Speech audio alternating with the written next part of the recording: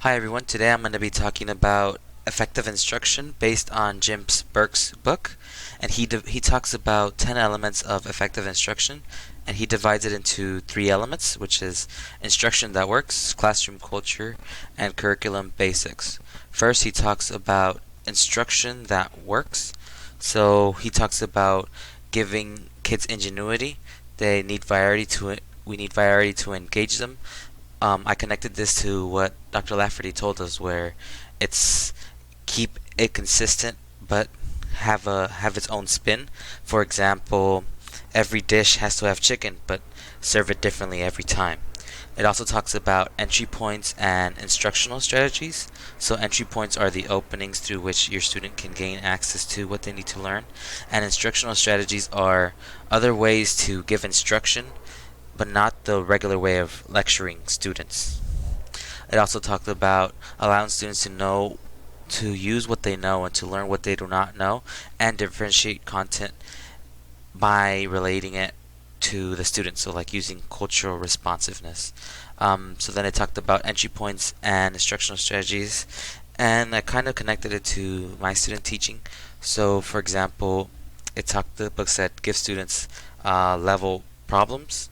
So in my class, in student teaching with my kids, we have them do a stage activity.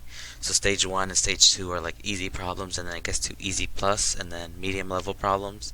So this helps them see the growth in their mastery using solving by substitution or elimination. Another activity that I chose that we're doing later on for my class is the seer, runner, doer. Since the book talked about having hands-on or manipulative techniques, in this activity, you would have one student building a shape on a geoboard, and then without showing it to anyone, then describes it to the runner. Then the runner would have to run to the doer and build it. So it's kind of like the activity, the one looks, one doesn't. So you have one student describing it to the other student, and hopefully this activity will help them use academic language. Also the book talked about demonstrating students what a successful performance looks like. So this was more like modeling, and this is what we do in my class. So we first model some practice problems and a problem, and then I have students practice those problems, and then after those students have some proficiency in those problems, then we give them activities to even increase their growth, their mastery. The book also talked about grouping students, which we've seen before, grouping them formally and informally, and some of the techniques was using Flippity and Quizlet. These both programs base students, I think it's heterogeneously, so it's randomly. Then it talks about classroom culture. So it kind of was talked about the 3 R's: rigor, relevance, and relationship. So rigor was like setting the bar that you will help them clear. So it kind of relates to essential questions. What do you want students to do at the end of the day? Then the other 2 R's represent the support you will provide. Support based on your commitment to meaningful learning and the students themselves. So maintaining high expectations and communicating your enthusiasm. For example, I know it's not demanding, but I know you're ready for it, and praise students. Then it also talked about giving students the appropriate material and material they don't have access at home. And this material will support their learning. For example, word list, graphic organizers to help them organize.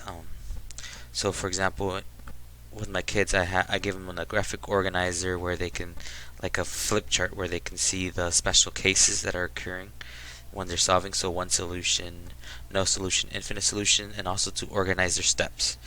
I also I think the book talked about positive optimistic language, which I kind of related to code switching, something that we were talking in my home base about, and my teaching that my master teacher has critiqued me about was do not just assume that the students are going to do the wrong thing, or like don't assume they're going to let you down. For example, when I was giving an exit ticket, I was straight up just going to say, again, if I hear any talking, I'm automatically gonna give you an F, or if I see you wandering, I'm automatically gonna give you this punishment. It's like a threat. So she said instead say, oh nope, this is so we are in exit ticket mode, so I shouldn't hear any talking. So just like changing, so just switching like what you're saying in a positive, more better way. Then it talked about curriculum basics, so designing authentic learning experiences that integrate skills and knowledge, so giving purposeful assignments. Some of the examples that were in the book were kind of weak compared to a math teacher. Most of them were like saying write a letter or write a research paper. I don't think it really comes to play in math.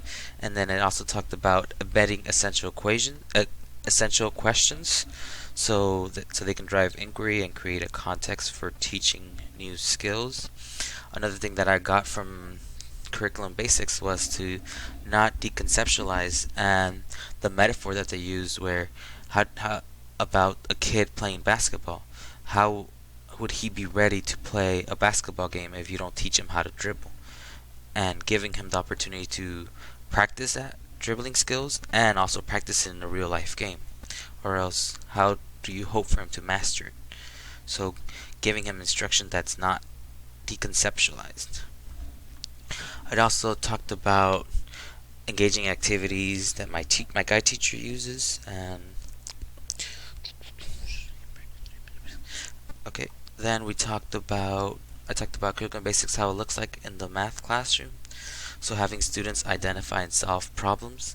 So this one was more like error analysis or solving disputes. So a student solves a problem this way, and then I have my students find. So what happened? What went wrong?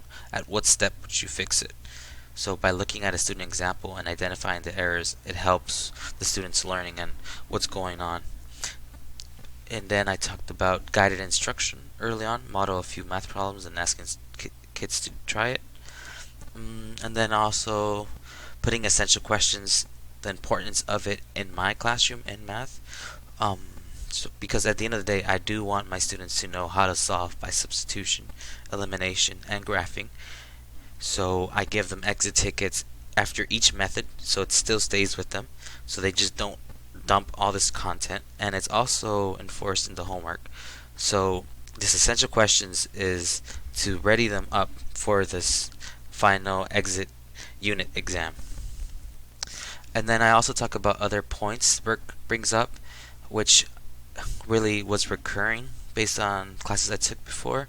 So I talked about creating mixability groups and the importance of it, giving EL students different modes of responding, so differentiation. And also based on essential questions. So you want to ask yourself, what do I want students to know at the end of the day? What do you want me to be able to do at the end of this activity? And also, I didn't cover it in my slides, but it also one of the things that I liked about Jim Burke was having an effective intro to your daily class and effective ending.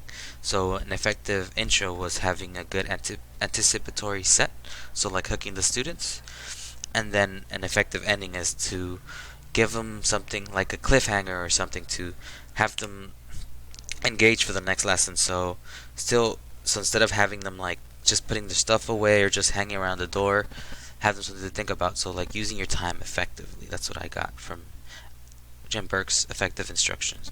Thank you for listening.